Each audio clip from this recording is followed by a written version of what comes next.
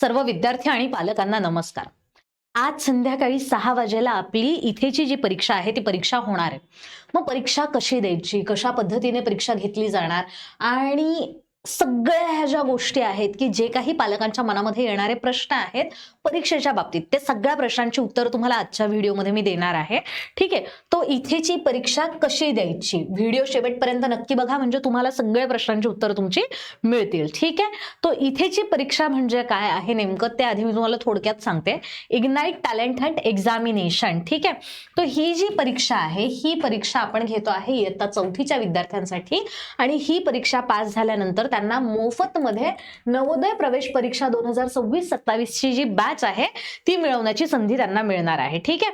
मोफतमध्ये तुम्हाला ही बॅच मिळू शकते आणि 600 विद्यार्थ्यांना आपण वेगळ्या वेगळ्या शिष्यवृत्ती ज्या आहेत त्या या परीक्षेच्या माध्यमातून देणार आहोत. ठीक आहे. अजून जर तुम्ही रजिस्ट्रेशन केलेलं नसेल एक्झामसाठी तर खाली एक गुगल फॉर्मची लिंक आहे, त्याच्यावर क्लिक करा आणि रजिस्ट्रेशन करा. जितक्या जास्त लोकांपर्यंत तुम्हाला हा व्हिडिओ पोहोचवता येईल तितक्या जास्त लोकांपर्यंत व्हिडिओ पोहोचवा, कारण की परीक्षेसाठी कुठल्याही पद्धतीचं शुल्क आकारलं जाणार नाहीये. फ्री ऑफ कॉस्ट एक्झामिनेशन आहे आणि पुन्हा अशी एक्झाम होणार नाहीये. ठीक आहे.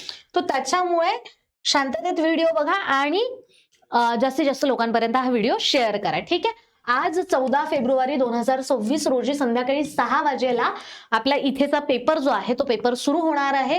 पेपर ऑनलाईन असेल, तुमच्या मोबाईलवरनं तुम्हाला पेपर द्यायचा आहे. ठीक आहे.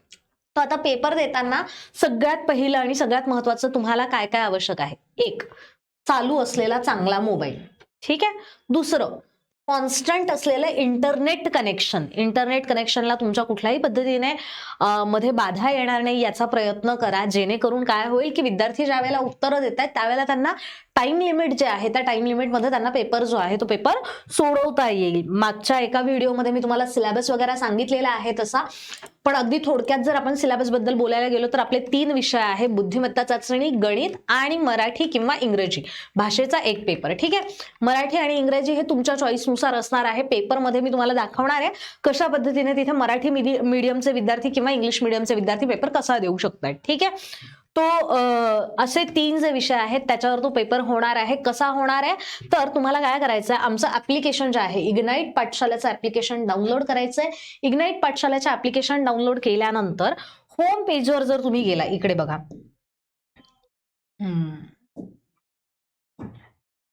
होम पेजवर जर तुम्ही गेला तर त्या होम पेजमध्ये तुम्हाला अशा पद्धतीने येईल. ठीक आहे. सगळ्यात वर कोर्सेस वगैरे येतील. त्या कोर्सेस जिथे तुम्हाला दिसतात ना त्याला थोडंसं तुम्ही खाली स्क्रोल केलं की इथे तुम्हाला इथे दिसणार आहे, इथे.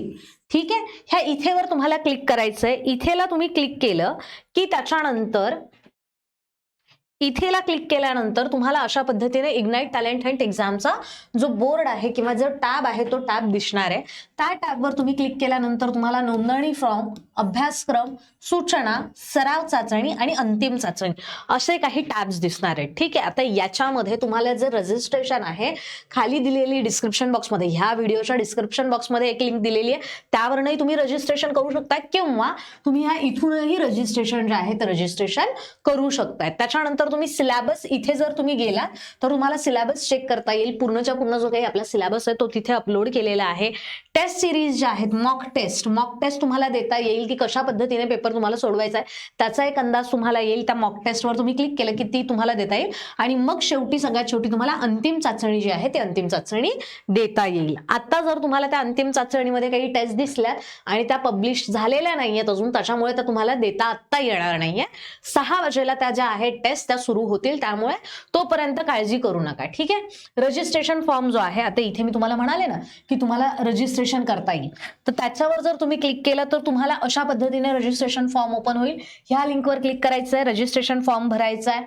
त्याच्यानंतर अभ्यासक्रम तुम्हाला चेक करायचा असेल त्याच्यावर क्लिक केलं की अशा पद्धतीने सिलेबस येणार आहे. याच्यावर क्लिक केलं की तुम्हाला पूर्ण तो सिलेबस दिसेल.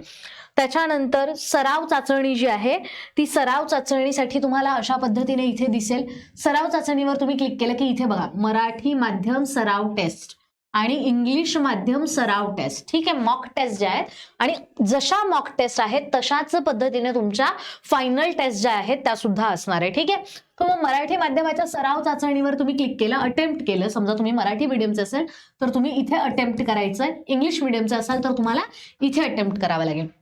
मराठी माध्यमातला पेपर पूर्णपणे मराठीत असणार आहे आणि फायनल जी लँग्वेजचा पेपर आहे तो लँग्वेजचा पेपर, भाषेचा पेपर सुद्धा मराठीतलाच असणार आहे. इंग्लिशमध्ये पूर्ण पेपर इंग्लिशमध्ये असेल आणि लँग्वेजचा जो सेक्शन आहे तिथे पण तुम्हाला इंग्लिशमध्येच मिळणार आहे. ठीक आहे, अशा पद्धतीने ह्या टेस्ट आहेत.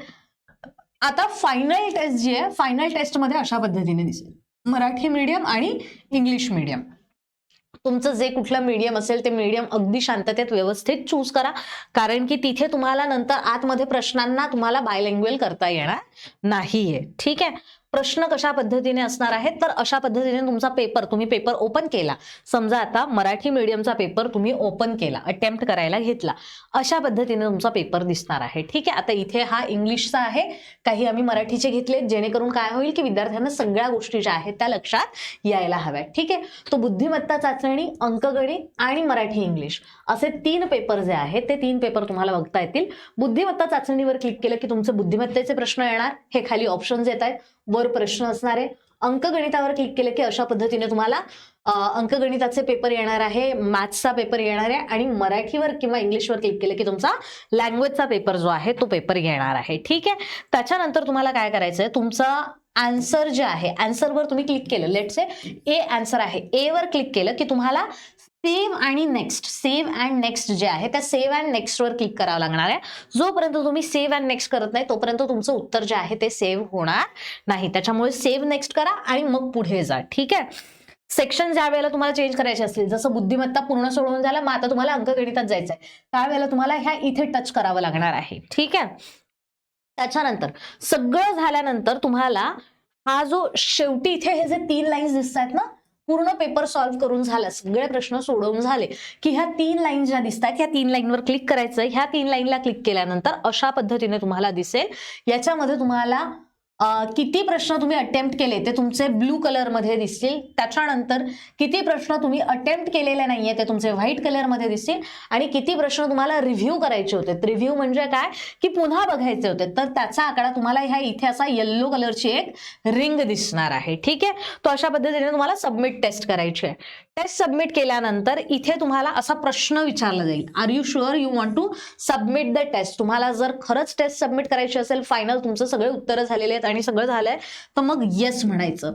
जर तुम्हाला असं वाटतंय की अरे आपलं एखादं उत्तर राहिलंय किंवा चुकलंय किंवा मला परत एकदा बघायचंय, तर तुम्ही नो म्हणू शकताय. ठीक आहे, तर अशा पद्धतीने तुम्हाला येस म्हटलं की तुमचा टेस्ट जो आहे तो सबमिट होणार, नो म्हटलं तर तुम्ही पुन्हा मागे येणार आणि पुन्हा तुम्हाला टेस्ट जो आहे तो टेस्ट सोडवावी लागणार. अशा पद्धतीने आज संध्याकाळी 6 वाजेला आपला जो पेपर आहे तो पेपर सगळ्यांनी द्या. जास्तीत जास्त लोकांपर्यंत माहिती पोहोचवा. पेपर फ्री आहे. विद्यार्थ्यांची स्कॉलरशिपची तयारी किती झाली आहे ते सुद्धा तुम्हाला लक्षात येईल आणि जास्तीत जास्त लोकांपर्यंत पोहोचलं तर त्यांना बॅच जी आहे ती बॅच सुद्धा फ्रीमध्ये मिळवण्याचा संधी जी आहे ती संधी नक्की मिळणार आहे. थँक्यू.